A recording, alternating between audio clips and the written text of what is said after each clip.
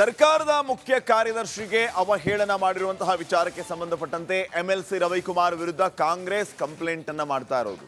BJP ಎಂಎಲ್ಸಿಗೆ notice ಅನ್ನು ನೀಡೋದಕ್ಕೆ ಪೊಲೀಸರು ತಯಾರಿಯನ್ನ ಮಾಡಿಕೊಂಡಿದ್ದಾರೆ. ನೋಟಿಸ್ ನೀಡಿ ವಿಚಾರಣೆಗೆ ಕರೆಯೋದಕ್ಕೆ ನಿರ್ಧಾರ ಮಾಡಿಯಾಗಿದೆ.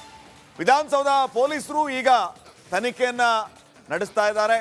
ರವಿಕುಮಾರ್ ಭಾಷಣದ ಒರಿಜಿನಲ್ ವಿಡಿಯೋ ಸಂಗ್ರಹ ಮಾಡ್ತಾ ಇದ್ದಾರೆ. ಪ್ರತಿಭಟನೆ ಸಂದರ್ಭದಲ್ಲಿ ವಿಡಿಯೋ ರೆಕಾರ್ಡ್ ಮಾಡಿದ್ರು ಪೊಲೀಸರು. ಎಫ್ಎಸ್ಎಲ್ಗೆ ವಿಡಿಯೋನ ಕಳಿಸಿಕೊಟ್ಟಿದ್ದಾರೆ. ವಿಧಾನಸೌಧ ಪೊಲೀಸರು ಈಗ ತನಿಖೆಯನ್ನು ಚುರುಕುಗೊಳಿಸಿದ್ದಾರೆ. ಈ ಒಂದು ಹೇಳಿಕೆ ಈಗ ನಾನಾ ರೀತಿಯ ಆಕ್ರೋಶಕ್ಕೆ ಅರ್ಥಕ್ಕೆ ಕಾರಣವಾಗ್ತಾ ಇದೆ. ರವಿಕುಮಾರ್ ಅವರು ಈಗಾಗಲೇ ಮಾಧ್ಯಮ ಪ್ರಕಟಣೆಯನ್ನು ಹೊರಡಿಸಿ ಸ್ಪಷ್ಟನೆಯನ್ನು ನೀಡಿದ್ದಾರೆ. ನಾನು ಆ ರೀತಿಯಲ್ಲಿ ಹೇಳಿಲ್ಲ, ದುರುದ್ದೇಶದಿಂದ ನನ್ನ ಹೇಳಿಕೆಯನ್ನು ತಿರುಚುವಂತ ಕೆಲಸ ಆಗ್ತಾ ಇದೆ ಅಂತ ಹೇಳ್ತಿದ್ದಾರೆ. ಅವರು ಸ್ಪಷ್ಟನೆಯನ್ನು ನೀಡ್ತಾ ಇದ್ದಾರೆ. ಈ ಕಡೆ ಅವರ ವಿರುದ್ಧ ಕ್ರಮ ಕೈಗೊಳ್ಳೋದಕ್ಕೆ ಎಲ್ಲ ರೀತಿಯ ತಯಾರಿಗಳಾಗ್ತಾ ಇದೆ. ಎಫ್ಐಆರ್ ಕೂಡ ಆಗಿದೆ ವಿಧಾನಸೌಧ ಪೊಲೀಸ್ ಸ್ಟೇಷನ್ ಅಲ್ಲಿ. ನಾಗರತ್ನ ಅನ್ನೋರು ಕಂಪ್ಲೇಂಟ್ ಕೊಟ್ಟಿದ್ದಾರೆ ರವಿಕುಮಾರ್ ಹೇಳಿಕೆ ವಿರುದ್ಧ.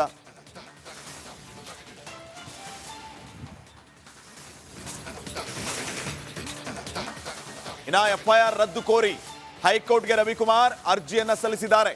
ಮಧ್ಯಾಹ್ನ 2:30ಕ್ಕೆ ಹೈಕೋರ್ಟ್ ಈ ಅರ್ಜಿಯ ವಿಚಾರಣೆಯನ್ನ ನಡೆಸಲಿಕ್ಕಿದೆ. ವಿಧಾನಸೌಧ ಠಾಣೆಯಲ್ಲಿ ಈಗಾಗಲೇ ಎಫ್ಐಆರ್ ದಾಖಲಾಗಿದೆ ರವಿಕುಮಾರ್ ವಿರುದ್ಧ. ಈ ಎಫ್ಐಆರ್ ರದ್ದು ಕೋರಿ ಹೈಕೋರ್ಟ್ಗೆ ರವಿಕುಮಾರ್ ಅರ್ಜಿಯನ್ನ ಸಲ್ಲಿಸಿದ್ದಾರೆ. ಮಧ್ಯಾಹ್ನ 2:15ಕ್ಕೆ ವಿಚಾರಣೆಗೆ ಬರುತ್ತೆ. ಜಾಮೀನು ರಹಿತ ಪ್ರಕರಣ ದಾಖಲಾಗಿರುವ ಹಿನ್ನೆಲೆ ಹೈಕೋರ್ಟ್ಗೆ ಅರ್ಜಿಯನ್ನ ಎಂಎಲ್ಸಿ ರವಿಕುಮಾರ್ ಸಲ್ಲಿಸಿದ್ದಾರೆ.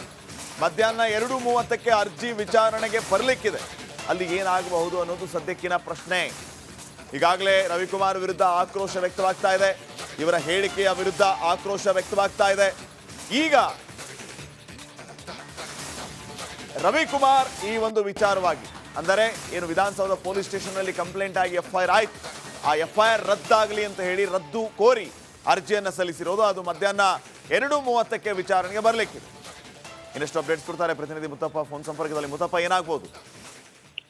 ಸದ್ಯಕ್ಕೆ ಈ ವಿಚಾರಕ್ಕೆ ಸಂಬಂಧಪಟ್ಟಂತೆ ಎಫ್ಐಆರ್ಗಳು ಕೂಡ ದಾಖಲಾಗ್ತಾ ಇದ್ದಾವೆ. ಮತ್ತೊಂದು ಕಡೆ ಏನು IAS ಅಸೋಸಿಯೇಷನ್ ಕೂಡ ಈ ರವಿಕುಮಾರ್ ಅವರ ವಿರುದ್ಧವಾಗಿ ಏನು ತನಿಖೆಯನ್ನು ಮಾಡಬೇಕು, ಅವರು ಬಹಿರಂಗವಾಗಿ ಕ್ಷಮಾಪಣೆ ಕೇಳಬೇಕು ಅನ್ನೋ ವಿಚಾರಕ್ಕೆ ಸಂಬಂಧಪಟ್ಟಂತೆ ಸಿಎಂರಿಗೂ ಕೂಡ ದೂರನ್ನು ಕೂಡ ಕೊಟ್ಟಿದ್ದಾರೆ. ಮತ್ತೊಂದು ಕಡೆ ರವಿಕುಮಾರ್ ಅವರು ತಮ್ಮ ಮೇಲಿರುವಂತಹ ಈ ಒಂದು ಆರೋಪನ ತಳ್ಳಿ ಹಾಕಿದ್ದು ಹೈಕೋರ್ಟ್ ಅಲ್ಲೂ ಕೂಡ ಒಂದು ಅರ್ಜಿಯನ್ನು ಸಲ್ಲಿಸಿದ್ದಾರೆ ಎಫ್ಐಆರ್ ರದ್ದು ಮಾಡಬೇಕಂತ ಹೇಳಿ. ಈಗ ವಾದ ವಿವಾದಗಳು ಕೂಡ ನಡೆಯುತ್ತೆ. ನಂತರದಲ್ಲಿ ತನಿಖೆಗೆ ಆದೇಶ ಮಾಡುವಂತಹ ಸಾಧ್ಯತೆ ಹೆಚ್ಚಾಗಿರುವಂತ, ಯಾಕಂದ್ರೆ ಓರ್ವ ಸರ್ಕಾರದ ಮುಖ್ಯ ಕಾರ್ಯದರ್ಶಿ ಬಗ್ಗೆ ಈ ರೀತಿಯಾಗಿ ಬಹಿರಂಗವಾಗಿ ಹೇಳಿಕೆ ಕೊಟ್ಟಿರುವಂತಹ ಕಾರಣಕ್ಕಾಗಿ ಈಗ ಸರ್ಕಾರದ ಪರವಾಗಿರುವಂತಹ ಮತ್ತೆ ಏನು ಈಗ ಅಧಿಕಾರಿಗಳು ಇರ್ತಾರೆ ಅವರೆಲ್ಲರೂ ಕೂಡ ಈಗ ಹೈಕೋರ್ಟ್ ಅಲ್ಲಿ ತಮ್ಮ ಒಂದು ವಾದ ಕೂಡ ಮಂಡನೆ ಮಾಡ್ತಾರೆ. ಈ ಬಗ್ಗೆ ಸೂಕ್ತವಾದಂತಹ ತನಿಖೆಯಾಗಿ ಮುಂದಿನ ಕ್ರಮಕ್ಕೆ ಏನು ಸೂಚನೆ ಕೊಡಿ ಅಂತ ಹೇಳಿ ಹೈಕೋರ್ಟ್ ಮುಂದೆ ತಮ್ಮ ವಾದವನ್ನು ಮಂಡನೆ ಮಾಡುವಂತಹ ಸಾಧ್ಯತೆ ಹೆಚ್ಚಾಗಿದೆ. ಏನು ಎಂಎಲ್ಸಿ ರವಿಕುಮಾರ್ ಅವರ ಪರವರ್ತ ವಕೀಲರು ಕೂಡ ಈ ಒಂದು ಆಡಿಯೋ ಏನಿದೆ ಅದು ಸುಳ್ಳು ಅನ್ನೋದ್ರ ಬಗ್ಗೆ ಅವರು ಕೂಡ ವಾದ ಮಂಡನೆ ಮಾಡ್ತಾರೆ. ಸದ್ಯಕ್ಕೆ ಈ ವಾದ ಪ್ರತಿವಾದಗಳನ್ನ ಮಂಡನೆ ಆದ ನಂತರದಲ್ಲಿ ಮುಖ್ಯ ನ್ಯಾಯಮೂರ್ತಿಗಳು ಏನಿದ್ದಾರೆ ನ್ಯಾಯಮೂರ್ತಿಗಳ ಆದೇಶ ಏನು ಬರ್ತದೆ ಅನ್ನೋದು ಕಾದು ನೋಡಬೇಕಾಗಿರುವಂತದ್ದು. ಶ್ರೀಪಾದ್, ಓಕೆ, ಥ್ಯಾಂಕ್ ಯು ಮಾಹಿತಿಗಾಗಿ.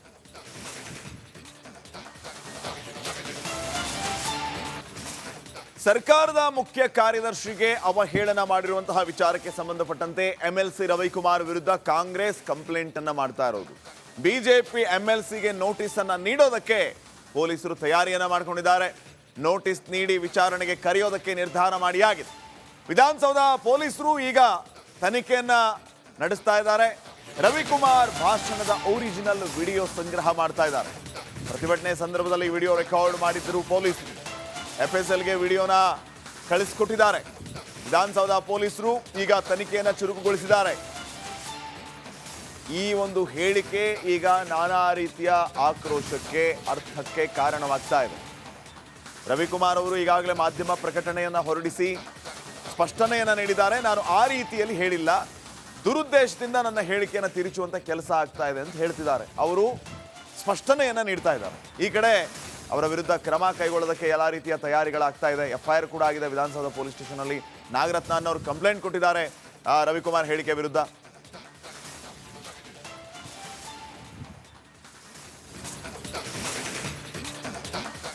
ಇನ್ನ ಎಫ್ಐಆರ್ ರದ್ದು ಕೋರಿ ಹೈಕೋರ್ಟ್ಗೆ ರವಿಕುಮಾರ್ ಅರ್ಜಿಯನ್ನ ಸಲ್ಲಿಸಿದ್ದಾರೆ. ಮಧ್ಯಾಹ್ನ 2:30ಕ್ಕೆ ಹೈಕೋರ್ಟ್ ಈ ಅರ್ಜಿಯ ವಿಚಾರಣೆಯನ್ನ ನಡೆಸಲಿಕ್ಕಿದೆ. ವಿಧಾನಸೌಧ ಠಾಣೆಯಲ್ಲಿ ಈಗಾಗಲೇ ಎಫ್ಐಆರ್ ದಾಖಲಾಗಿದೆ ರವಿಕುಮಾರ್ ವಿರುದ್ಧ. ಈ ಎಫ್ಐಆರ್ ರದ್ದು ಕೋರಿ ಹೈಕೋರ್ಟ್ಗೆ ರವಿಕುಮಾರ್ ಅರ್ಜಿಯನ್ನ ಸಲ್ಲಿಸಿದ್ದಾರೆ. ಮಧ್ಯಾಹ್ನ 2:15ಕ್ಕೆ ವಿಚಾರಣೆಗೆ ಬರುತ್ತೆ. ಜಾಮೀನು ರಹಿತ ಪ್ರಕರಣ ದಾಖಲಾಗಿರುವ ಹಿನ್ನೆಲೆ ಹೈಕೋರ್ಟ್ಗೆ ಅರ್ಜಿಯನ್ನ ಎಂಎಲ್ಸಿ ರವಿಕುಮಾರ್ ಸಲ್ಲಿಸಿದ್ದಾರೆ. ಮಧ್ಯಾಹ್ನ 2:30ಕ್ಕೆ ಅರ್ಜಿ ವಿಚಾರಣೆಗೆ ಬರಲಿಕ್ಕಿದೆ. ಅಲ್ಲಿ ಏನಾಗಬಹುದು ಅನ್ನೋದು ಸದ್ಯಕ್ಕಿನ ಪ್ರಶ್ನೆ. ಈಗಾಗಲೇ ರವಿಕುಮಾರ್ ವಿರುದ್ಧ ಆಕ್ರೋಶ ವ್ಯಕ್ತವಾಗ್ತಾ ಇದೆ. ಇವರ ಹೇಳಿಕೆಯ ವಿರುದ್ಧ ಆಕ್ರೋಶ ವ್ಯಕ್ತವಾಗ್ತಾ ಇದೆ. ಈಗ ರವಿಕುಮಾರ್ ಈ ಒಂದು ವಿಚಾರವಾಗಿ ಅಂದರೆ ಏನು ವಿಧಾನಸೌಧ ಪೊಲೀಸ್ ಸ್ಟೇಷನ್ನಲ್ಲಿ ಕಂಪ್ಲೇಂಟ್ ಆಗಿ ಎಫ್ಐಆರ್ ಆಯ್ತು, ಆ ಎಫ್ಐಆರ್ ರದ್ದಾಗಲಿ ಅಂತ ಹೇಳಿ ರದ್ದು ಕೋರಿ ಅರ್ಜಿಯನ್ನು ಸಲ್ಲಿಸಿರೋದು. ಅದು ಮಧ್ಯಾಹ್ನ 2:30ಕ್ಕೆ ವಿಚಾರಣೆಗೆ ಬರಲಿಕ್ಕಿದೆ. ಇನ್ನಷ್ಟು ಅಪ್ಡೇಟ್ಸ್ ಕೊಡ್ತಾರೆ ಪ್ರತಿನಿಧಿ ಮುತ್ತಪ್ಪ ಫೋನ್ ಸಂಪರ್ಕದಲ್ಲಿ. ಮುತ್ತಪ್ಪ, ಏನಾಗಬಹುದು? ಸದ್ಯಕ್ಕೆ ಈ ವಿಚಾರಕ್ಕೆ ಸಂಬಂಧಪಟ್ಟಂತೆ ಎಫ್ಐಆರ್ಗಳು ಕೂಡ ದಾಖಲಾಗ್ತಾ ಇದ್ದಾವೆ. ಮತ್ತೊಂದು ಕಡೆ ಏನು IAS ಅಸೋಸಿಯೇಷನ್ ಕೂಡ ಈ ರವಿಕುಮಾರ್ ಅವರ ವಿರುದ್ಧವಾಗಿ ಏನು ತನಿಖೆಯನ್ನು ಮಾಡಬೇಕು, ಅವರು ಬಹಿರಂಗವಾಗಿ ಕ್ಷಮಾಪಣೆ ಕೇಳಬೇಕು ಅನ್ನೋ ವಿಚಾರಕ್ಕೆ ಸಂಬಂಧಪಟ್ಟಂತೆ ಸಿಎಂರಿಗೂ ಕೂಡ ದೂರನ್ನು ಕೂಡ ಕೊಟ್ಟಿದ್ದಾರೆ. ಮತ್ತೊಂದು ಕಡೆ ರವಿಕುಮಾರ್ ಅವರು ತಮ್ಮ ಮೇಲಿರುವಂತಹ ಈ ಒಂದು ಆರೋಪನ ತಳ್ಳಿ ಹಾಕಿದ್ದು ಹೈಕೋರ್ಟ್ ಅಲ್ಲೂ ಕೂಡ ಒಂದು ಅರ್ಜಿಯನ್ನು ಸಲ್ಲಿಸಿದ್ದಾರೆ ಎಫ್ಐಆರ್ ರದ್ದು ಮಾಡಬೇಕಂತ ಹೇಳಿ. ಈಗ ವಾದ ವಿವಾದಗಳು ಕೂಡ ನಡೆದಿದೆ.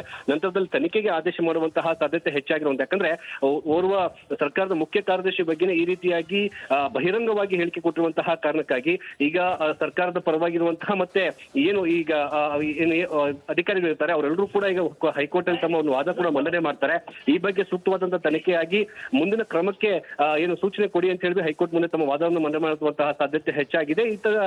ಏನು MLC ರವಿಕುಮಾರ್ ಅವರ ಪರವರ್ತ ವಕೀಲರು ಕೂಡ ಈ ಒಂದು ಆಡಿಯೋ ಏನಿದೆ ಅದು ಸುಳ್ಳು ಅನ್ನೋದ್ರ ಬಗ್ಗೆ ಅವರು ಕೂಡ ವಾದ ಮಂಡನೆ ಮಾಡ್ತಾರೆ. ಸದ್ಯಕ್ಕೆ ಈ ವಾದ ಪ್ರತಿವಾದಗಳನ್ನ ಮಂಡನೆ ಆದ ನಂತರದಲ್ಲಿ ಮುಖ್ಯ ನ್ಯಾಯಮೂರ್ತಿಗಳು ಏನಿದ್ದಾರೆ, ನ್ಯಾಯಮೂರ್ತಿಗಳ ಆದೇಶ ಏನು ಬರ್ತದೆ ಅನ್ನೋದು ಕಾದು ನೋಡಬೇಕಾಗಿರುವಂತದ್ದು. ಶ್ರೀಪಾದ್. ಓಕೆ, ಥ್ಯಾಂಕ್ ಯು ಮಾಹಿತಿಗಾಗಿ.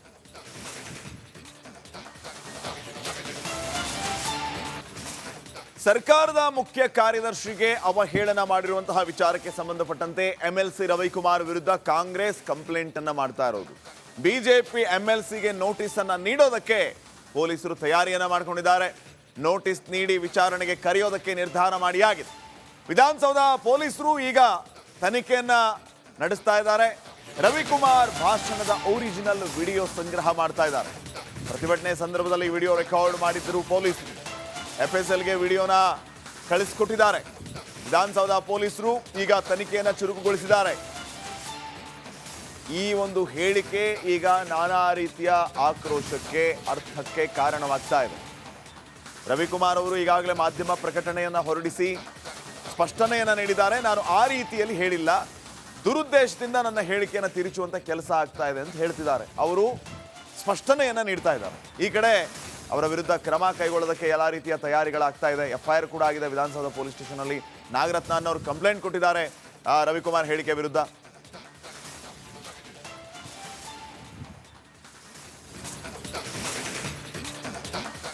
ಇನ್ನ ಎಫ್ಐಆರ್ ರದ್ದು ಕೋರಿ ಹೈಕೋರ್ಟ್ಗೆ ರವಿಕುಮಾರ್